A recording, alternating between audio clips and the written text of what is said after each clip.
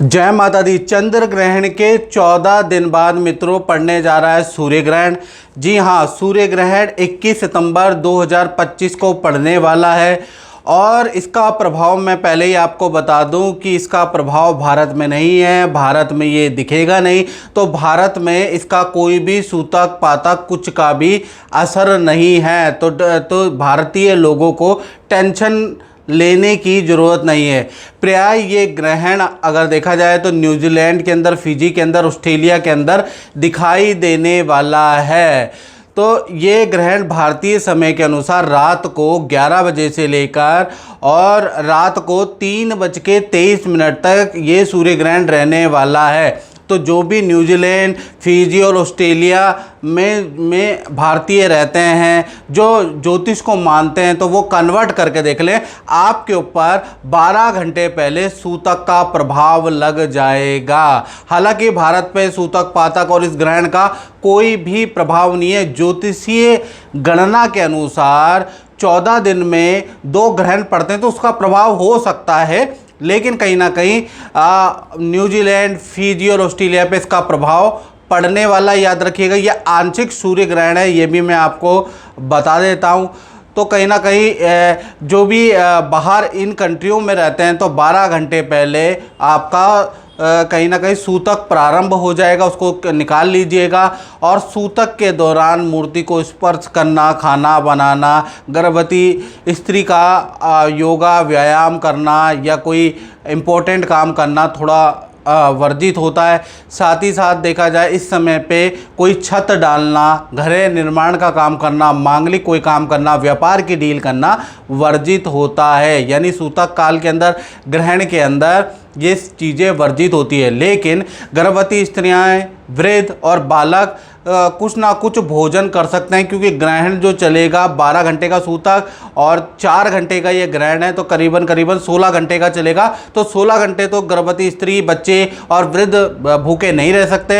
ऐसे में उनको कुछ ना कुछ खाना चाहिए और उसके अंदर तुलसी दल यानी तुलसी का पत्ता डाल के आप जल ग्रहण करें, इन कंट्रियों में रहते हैं। या फिर आप क्या करें कि कोई लिक्विडिटी वाला फलाहार आप कर लें, लिक्विड वाला दाल चावल खा लें जिसके अंदर तरलता की मात्रा ज़्यादा, उस प्रकार का भोजन करना चाहिए। ऐसे में सूतक में आपको मांसाहार नहीं करना चाहिए, तामसिक भोजन नहीं करना चाहिए और तला हुआ भोजन नहीं करना चाहिए, याद रखिएगा।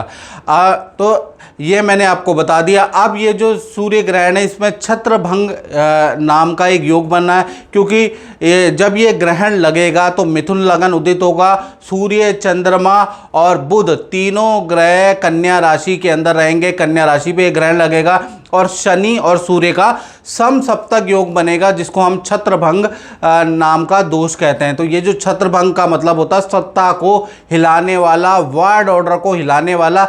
ऐसी बात मैंने न्यूज़ चैनल में पहले भी लिखी और नेपाल में क्या हो गया आप देख ही रहे। जी न्यूज़ में मैंने ये बात रखी, एबीपी में ये बात रखी, आज तक में ये बात रखी। आप देखते ही तो हैं मेरे कार्यक्रम।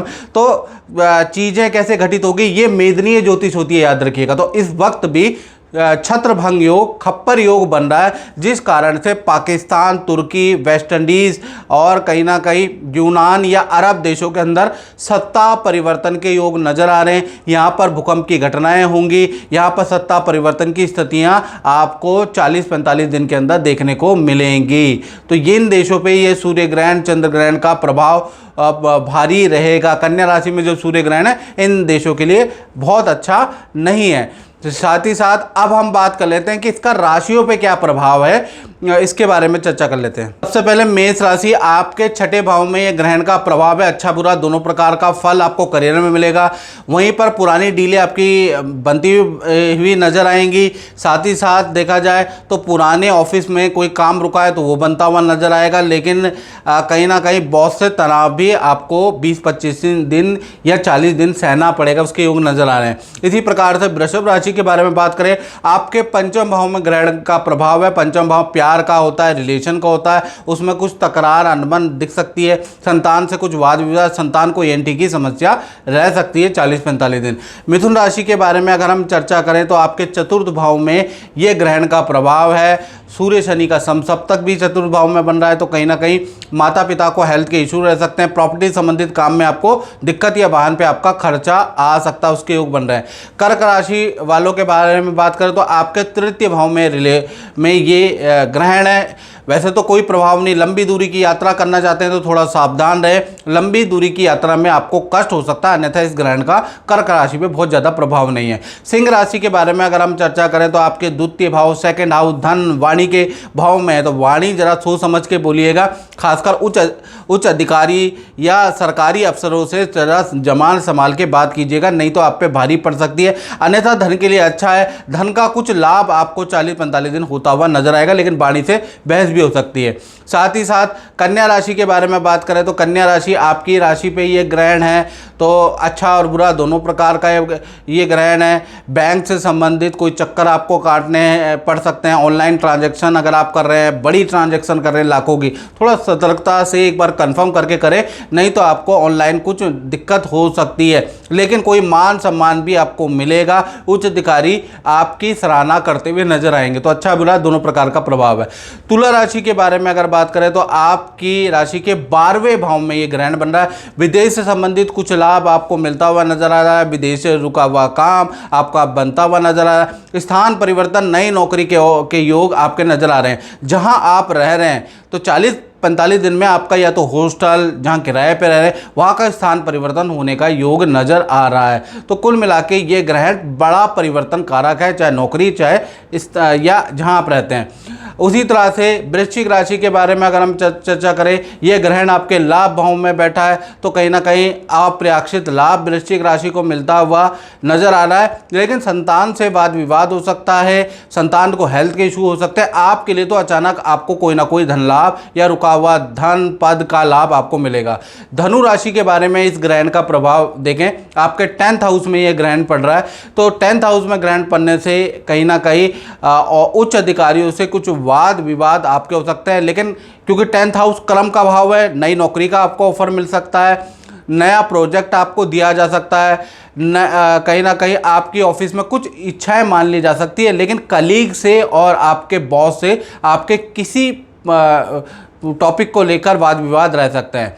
इसी प्रकार से मकर राशि के बारे में अगर हम चर्चा करें तो आपके 9वां भाव में ये ग्रहण पड़ रहा है, तो पहला तो विद्यार्थियों का मन कहीं ना कहीं एकाग्रचित्त नहीं हो पाएगा। 40-45 दिन विद्यार्थियों का मन, स्टूडेंट का मन गलत चीज़ों में लगेगा, गलत चीज़ें देखेंगे सुनेंगे, उसका योग नज़र आ रहा है। 9वां भाव कहीं ना कहीं यात्रा का भी होता है, तो लंबी दूरी की यात्रा कर रहे हैं, नदी समुद्र की यात्रा कर रहे हैं, तो थोड़ा वहाँ से सावधानी बरते, सावधानी हटी, दुर्घटना घटी, अन्यथा इस ग्रहण का कोई प्रभाव नहीं है। इसी तरह से कुंभ राशि के बारे में हम बात करें तो आपके 8म भाव में एक ग्रहण है। 8म भाव का मतलब गवर्नमेंट से संबंधित कोई परेशानी आपको आ सकती है, उसके योग नज़र आ रहे हैं। कोई गवर्नमेंट से संबंधित कोई नोटिस आपको आ सकता है, ऑफिस के अंदर कोई बड़ी परेशानी, करियर के अंदर कोई बड़ी परेशानी का सामना आपको भाई करना पड़ सकता है, उसके योग नज़र आ रहे हैं। तो कुंभ राशि वालों का थोड़ा करियर से संबंधित कोई दिक्कत है।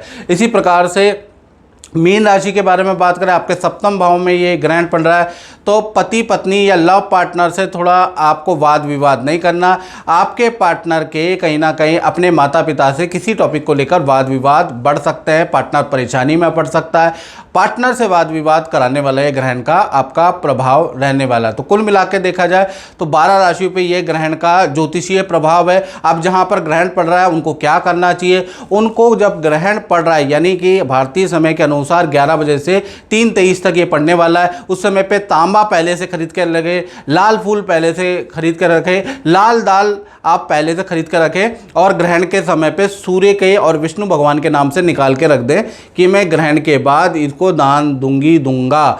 या अगर आप ओम घृणी सूर्याय नमः, ओम घृणी सूर्याय नमः दान की वस्तु ग्रहण काल में अपने पास रखें, ओम घृणी सूर्याय नमः, ओम घृणी सूर्याय नमः, ओम घृणी सूर्याय नमः, ऐसे दान की वस्तु अपने पास रख के दान जब ग्रहण खत्म हो जाए तो उसके बाद परिवार के सभी मेंबरों का हाथ लगाकर अगर आप अगले दिन या उसी समय पे किसी को अगर दान देते हैं तो ये दान सर्वश्रेष्ठ दान होता है। 1000 रुके हुए काम बनाने वाला महान दान होता है ग्रहण का दान, तो वो दान जरूर दे, उससे ना चूके, याद रखिएगा। अगर आपने दान दे दिया तो करियर से संबंधित, क्योंकि सूर्य करियर का स्वामी है, सूर्य आपके तेज का, यश का, पद प्रमोशन का, सरकारी काम का स्वामी है। तो सरकारी कोई विदेश से संबंधित रुका हुआ काम, वीजे का या सरकारी किसी चीज़ का रुका है तो आपको ये उपाय जरूर कर लेना चाहिए और इससे आपको लाभ हो सकता है, तो आप करके जरूर देखें। तो मित्रों, इस कार्यक्रम में बस इतना ही। मुझे दीजिए इजाज़त। जय माता दी।